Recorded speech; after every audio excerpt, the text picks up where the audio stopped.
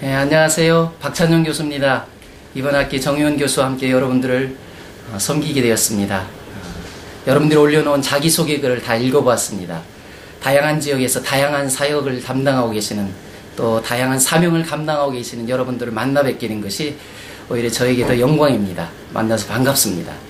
지난 한 주간 동안 여러분 열등감과 자존감의 문제로 고생당하고 있는 성도들을 어떻게 도울 수 있을지 여러분들 책을 읽고 또 서로 토론을 하면서 시간을 보냈으리라고 생각이 듭니다. 유익히 있습니까? 여러분들이 올려놓은 자기소개글을 읽으면서 어떤 분들은 많은 사역 일정 속에 이 공부를 잘 마칠 수 있을까 불안해하는 그런 글들을 올린 것을 보았습니다. 어쩌면 이렇게 불안한 여러분, 어떻게 우리 앞에 닥친 문제에 대해서 우리들이 갖는 당연한 감정이라고 해도 틀린 말이 아닙니다. 하나님께서 그렇게 우리 안에 그런 감정을 심어놨고 그것이 있을 때 우리가 정상인이라고 볼 수가 있습니다.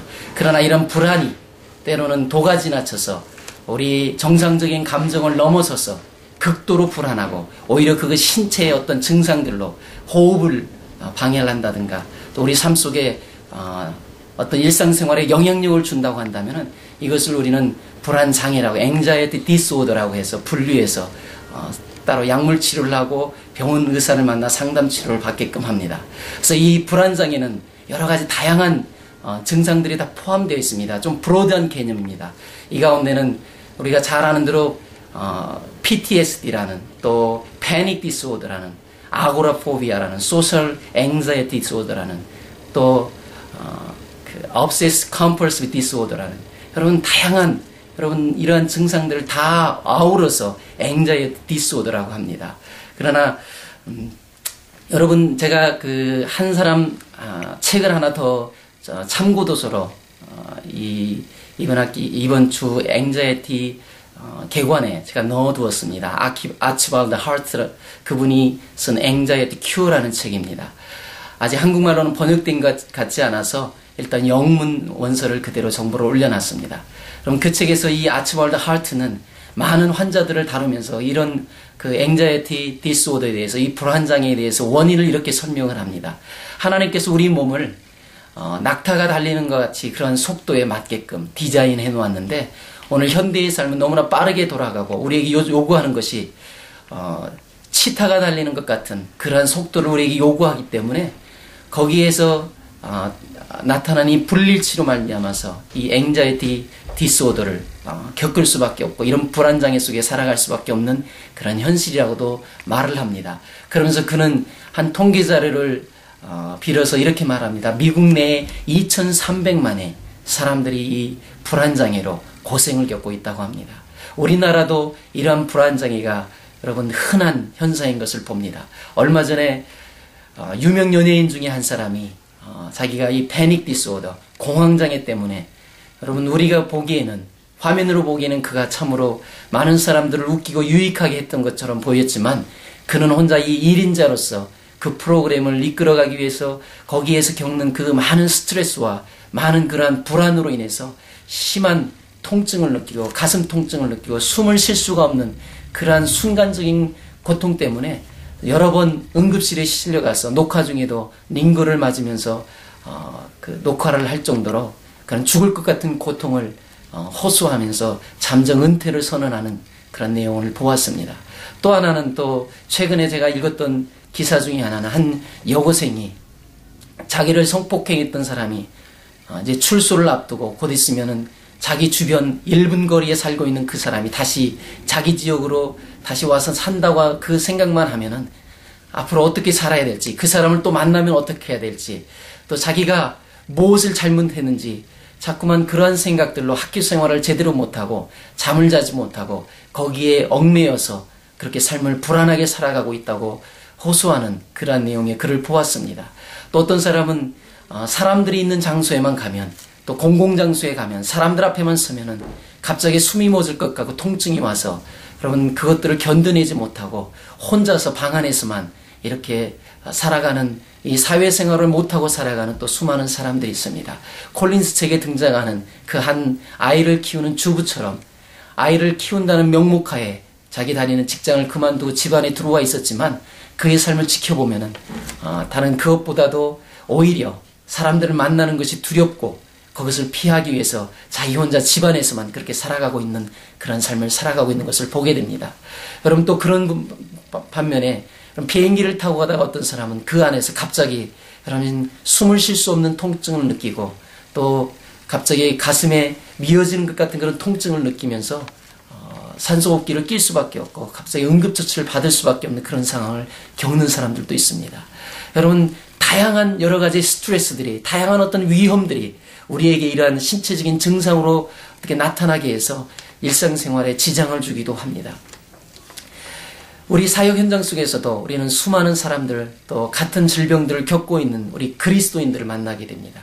물론 주님께서 우리에게 주신 것은 평안한 마음이고 우리에게 이런 불안한 마음, 불안하지 말라고 말씀을 합니다. 아무것도 염려하지 말고 오직 모든 일에 기도와 간구로 너희 구할 것을 하나님께 아뢰라. 그리하면 모든 지각에 뛰어난 하나님의 평강이 너희 마음과 생각을 지키시리라고 약속까지 해주십니다. 그러나 여러분 많은 그리스도인들 가운데서도 여러분 이 불안 때문에 잠을 이루지 못하고 수면제에 의지해서 잠을 자며 하나님 앞에 나와서 예배는 드리지만 그런 삶 속에서 여전히 불안 때문에 어찌할 줄 모르고 살아가는 수많은 그리스도인들이 있습니다. 우리 젊은 청소년들을 한번 보시기 바랍니다. 왕따의 그런 두려움, 또 대학에 들어가지 못하는 사회에서 낙오자로 찍힐 것 같은 그런 두려움, 자기가 잘 못생겼다고 생겨서 사람들 앞에 자신 있게 나서지 못하는 그런 두려움. 여러분 대학을 진학해서도 대학에서 공부를 하지만 졸업 후에 어떻게 어떤 직장을 잡아야 될지 직장을 잡지 못하고 실직자로 살아가는 수많은 사람들을 바라보면서 미래에 대해서 불안해합니다.